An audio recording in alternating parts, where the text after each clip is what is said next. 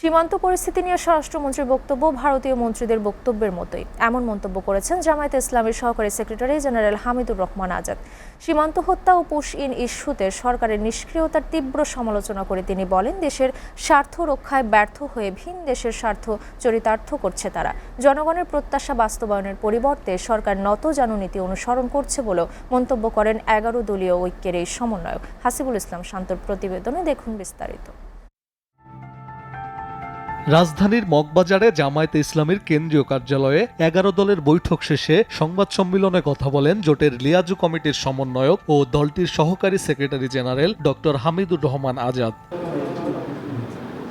সংবাদ সম্মেলনে জাতীয় নাগরিক পার্টির মুখ্য সমন্বয়ক নাসির উদ্দিন পাটোয়ারি স্বরাষ্ট্রমন্ত্রীর সীমান্ত সংক্রান্ত বক্তব্য প্রত্যাখ্যান করে বলেন, সীমান্তের শূন্য রেখায় পুশ ইনের শিকার মানুষেরা বর্তমানে মানবেতর জীবনযাপন করছে। পুরো বাংলাদেশের জনগণকে আহ্বান জানাবো যে সীমান্ত এলাকায় আপনারা বাংলাদেশের পক্ষ থেকে একটা মানব প্রাচীর তৈরি করেন।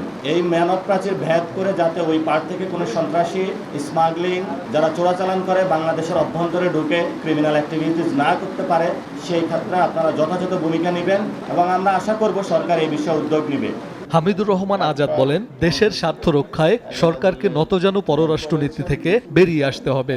আমরা এই পশ্চিমের চেষ্টা প্রতিহত করব ইনশাআল্লাহ। এই ব্যাপারে সরকারের ভূমিকা আরো কার্যকর হোক, আন্তরিকভাবে মুখে রাখো।